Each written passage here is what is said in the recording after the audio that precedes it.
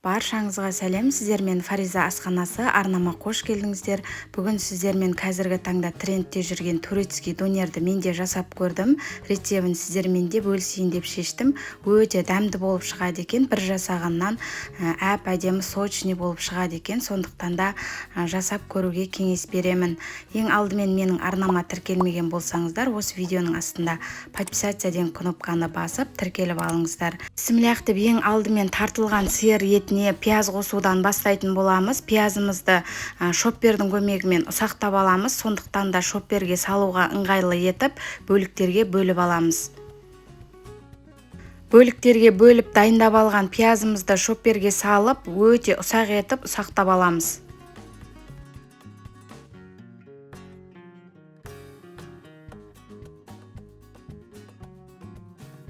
Мінекей пиязымызды осылай өте ұсақ етіп ұсақтап аламыз да тартылған етіміздің үстіне салып аламыз.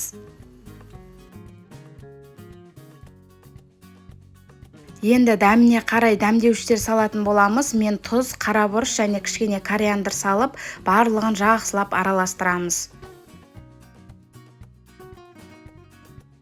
Фарш пен пиязды жақсылап біріктіріп алғаннан кейін осы видеода көрсетілгендей етіп жақсылап ұрғылаймыз.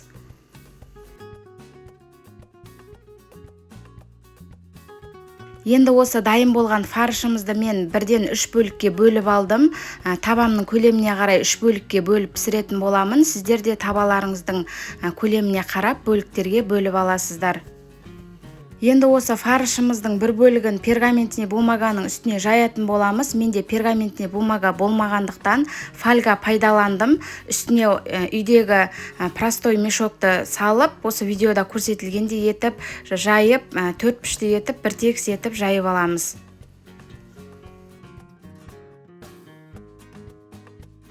Мінекей фольганың үстіне осылай фаршымызды теп-текс етіп, 4 пішті етіп жайғастырып аламыз да, кейін мешогымызды алып, осы видеода көрсетілгендей етіп орап шығамыз. Мінекей 3 бөлікке бөліп алған фаршымыздың үшеуін дәл осы тәсілмен ораймыз да, бірден табамызға жайғастырып қойып аламыз. Енді осы фаршымыздың жанына тәтті бұрыш, қызанақ және сарымсақты қойып 170-180 градус қызып тұрған пеште 30-35 минуттың көлемінде пісіріп алатын боламыз.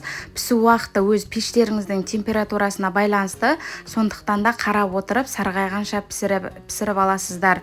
Мінекей менде 35 минуттың көлемінде пісіп шықты. Көріп тұрғандарыңыздай өте әдем болып пісіп шықты. Суы ағып, сочный болып шығады екен. Фольгаға кішкене жабысты. Қасықтың көмегімен түсіріп жіберсеңіздер болады. Дәл осылай фарштарымызды фольгадан ажыратып аламыз барлығын.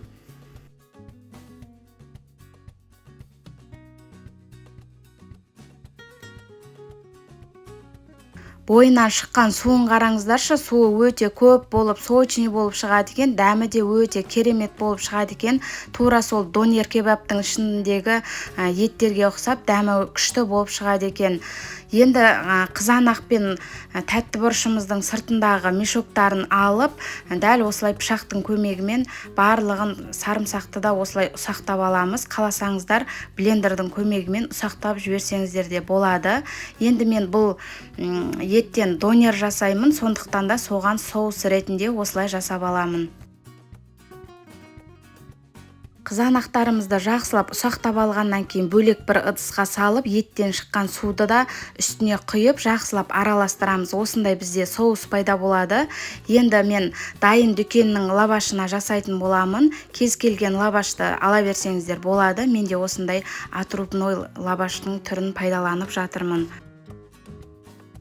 Енді осы лавашымызды жинайтын боламыз. Мен алдын ала картошка фри пісіріп алдым. Үй жағдайында өте қарапайым әрі өте оңай жасалады. Келесі видеода рецебімен бөлісетін боламын. Картошка фри саламыз, оның үстінен жаңағы етімізді салып, соустан құйып, лавашымызды осы видеода көрсетілгендей етіп орап алатын боламыз.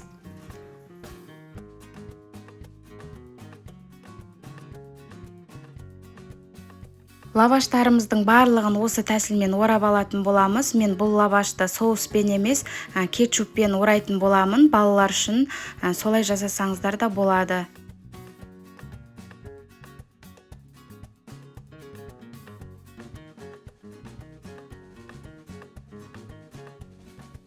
Енді осы орап алған лаваштарымызды бірден орта отта қызып тұрған табамызға салып, астын үстін осы видеода көрсетілгендей етіп қызартып аламыз.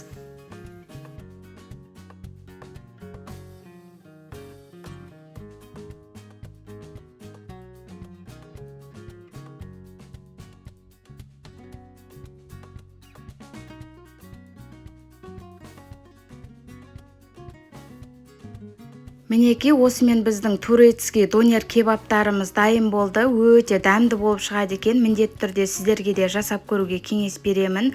Біздің отбасыда көбісі балалар болғандықтан осылай картошка фримен жасадым. Өте дәмді болып шықты. Сочный, өте әдем болып шығады екен. Картошка фридің рецебін келесі видеода салатын боламын. Арнамды жоғалтып алмау үшін осы видеомды сақтап қойыңыз. Осы видеодан кейін салатын боламын.